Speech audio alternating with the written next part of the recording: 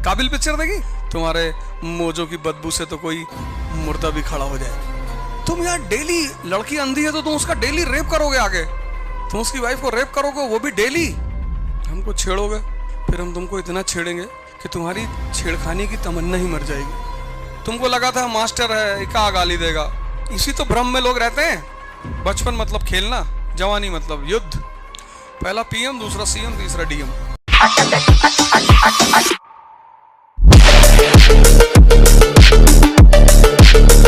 IAS बनना लोगों का एक नशा है।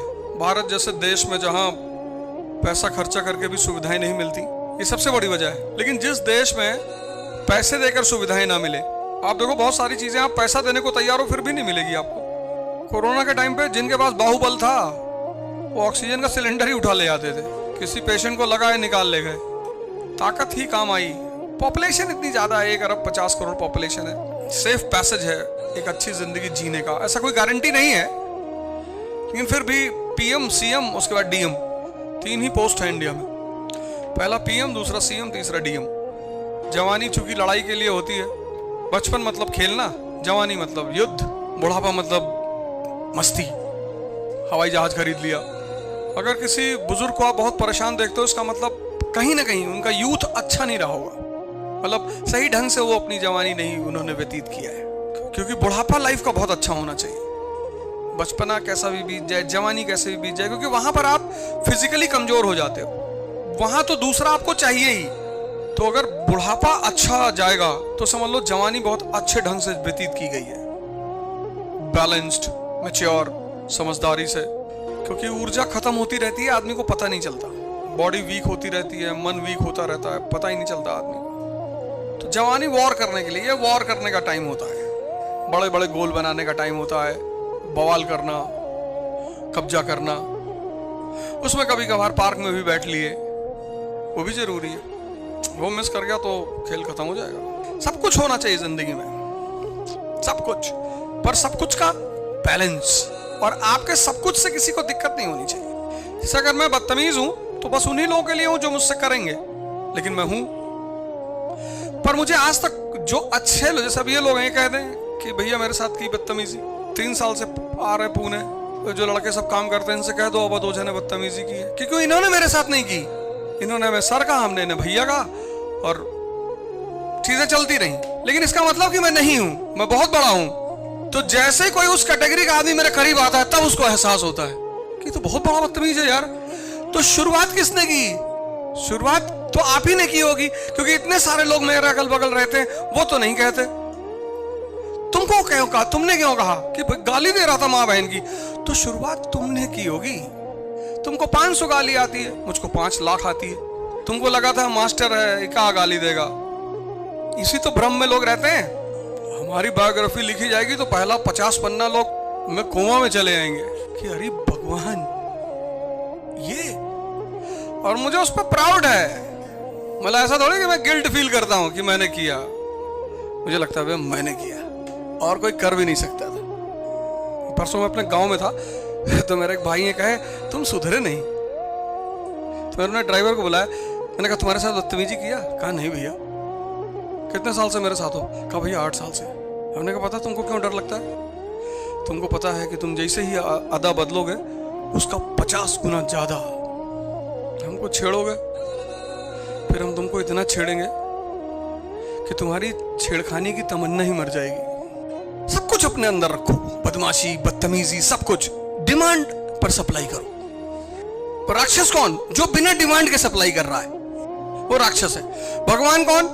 जो इन सब चीजों की सप्लाई करता है डिमांड पे। तुम्हारी वाइफ जा रही, किसी ने छेड़ दिया, डाल दिया तुमने, घुमा दिया हल्के से, तो वो डिमांड पे सप्लाई है। काबिल पिक्चर देखी? अंधा है भटनागर। तुम उसकी वाइफ को रेप करोगे, वो भी डेली। क्या मूवी बनाई सिस्टम पे, रॉटन सिस्टम। मैं तो पूरी देखने में, क्लिपिंग में देखूं, मैं उसकी लास्ट सीन देखता हूं। लास्ट जब वो इंस्पेक्टर वो जाता है उसके पीसीओ पे, कहता भैया ये आपके यहाँ पे आके फोन करता था ना, पहचानो यही आदमी था। आवाज बदल बदल के फिर पलट के देखता है, कहता अगर मैं देख पाता तो जरूर बताता। कि व्यक्ति अपराधी है नहीं इस कंट्री का, उसको बनाया जाता है। तुम यार डेली, लड़की अंधी है तो तुम उसका डेली रेप करोगे आगे, इस कंट्री में क्यों इतने लोग आईएएस बनना चाहते हैं? उसकी एक सबसे हिडन वजह यह है क्योंकि अगर वो कमजोर है तो हर जगह परेशान हो रहे हैं। कोई लाइन में से धक्का मार के बाहर कर दिया, चल पीछे चल। अब हर आदमी हर जगह नहीं लड़ सकता ना। फिर वो जाके थाने में कह के आता है कि अब मैं खेल शुरू करने जा रहा हूं और तुम कुछ नहीं कर पाओगे। वो एक कहानी है इस देश के करप्ट सिस्टम की। उसमें कितना बढ़िया कमेंट किया है सॉक्स पे। कहता अगर तुम अपना जूता नहीं निकालते तो शायद तुम मरने से बच जाते। तुम्हारे मोजों की बदबू से तो कोई मुर्दा भी खड़ा हो जाए। क्या कमेंट है समाज के उस तबके पे। जूता 20,000 का पहने, मोजा 3 साल से एक ही पहन रहे। उनको पता है ना कि यार तैयारी तो सभी कर लेंगे पर लड़ सब नहीं पाएंगे। क्या जरूरत थी जयद्रथ को अर्जुन को जलते हुए देखने की? मैं तो होता मना कर देता।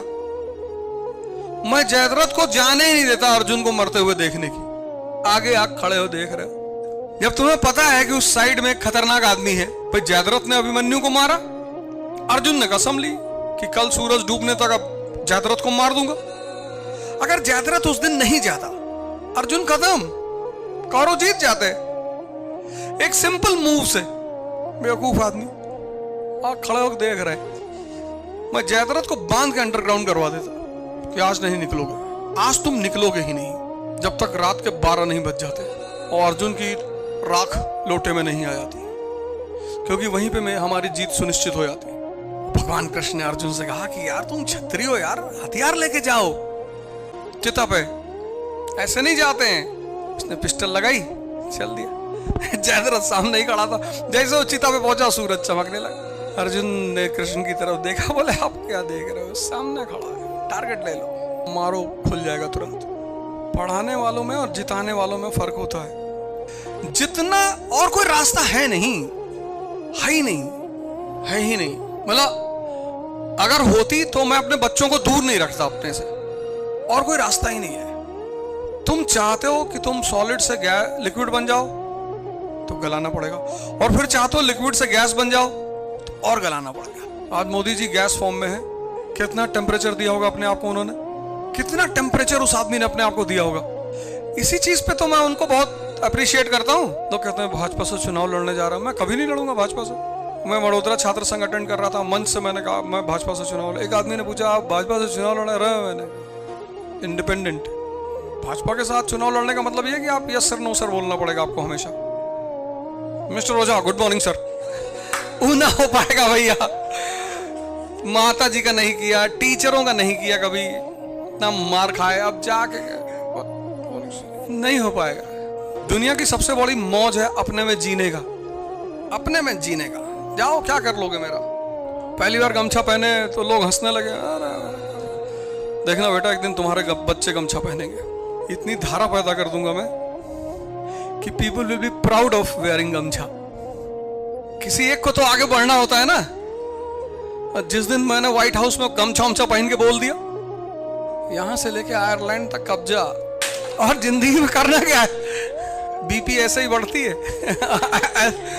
ऐसे लोग बीपी के पेशेंट आते। लेकिन तुम घबराओ मत यार, तुम लोग सही, मैं जो तुमसे कह रहा हूं, तुम को अपने आप को टेम्परेचर देना ही पड़ेगा। आज दे लो, क्योंकि अभी शादी नहीं हुई है, अभी किसी का बोझ नहीं। बोझ मतलब किसी का जिम्मेदारी, बोझ तो गलत वर्ड है, जिम्मेदारी नहीं है। कल शादी करोगे, एक समझौता किसी से करोगे कि हम आओ मिलकर एक फैमिली की यूनिट बनाए, तो किसी को अपने साथ लाओगे तो जिम्मेदारी बढ़ेगी। फिर जिम्मेदारी, फिर दोनों लोग समझौता करोगे कि यार बच्चे पैदा कर लिया जाए, तो किसी को नीचे लेकर आ रहे हो तो उसकी भी जिम्मेदारी बढ़ेगी, उसको खिलाना पिलाना। या तो पैदा ही मत करो। फालतू में किसी की जीवन क्यों बर्बाद करना। फालतू में अगर आप चाहते हो कि आपके ऊपर कोई बर्डन ना हो, आप मस्त रहें, ठीक है मस्त रहो जवानी भर। 50 के बाद जब ऐसे ऐसे हिलोगे, आज के लोग कैसे कैसे कि we don't want any responsibility and we want to be free. कब तक?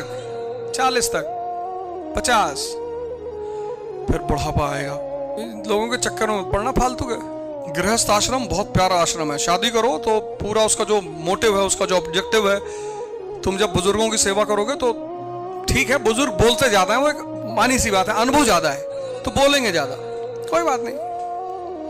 घर पे था, 2 बजे रात तक मेरे पिताजी मुझसे बात करते रहे, एक से एक कहानी सुनाते रहे, ये वो फलाना, सुनते रहे बैठ के। ठीक है, बुजुर्गों को बोलना ज्यादा होता है।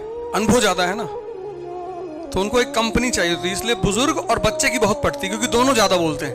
अब क्या हुआ, वो सीक्वेंस खो गया, इसीलिए जो बच्चे होते थे बहुत मैच्योर होते थे, दादा के साथ रहते थे, दादा उन्हें एक से एक कहानियां सुनाता था। कि एक बार हम जा रहे थे, शेर सामने पड़ गया, उसके मुंह में हाथ डाल दी, तो लड़का सोचता कि दादा शेर के मुंह में हाथ डाल दिया, हम कुत्ते के मुंह में डाल देंगे, तो थोड़ी तो हिम्मत उसके अंदर भी पैदा होती थी। अब दादाओं को काट दिया गया, मेड के सहारे कर दिया। मेड आपके बच्चे को क्यों हिम्मत देगी? एक मेड जो है वो अगर आपके बच्चों को पाल रही है तो आपके बच्चे को वो हिम्मत क्यों देगी, साहस क्यों देगी? उसके पास होता तो वो मेड ही क्यों होती?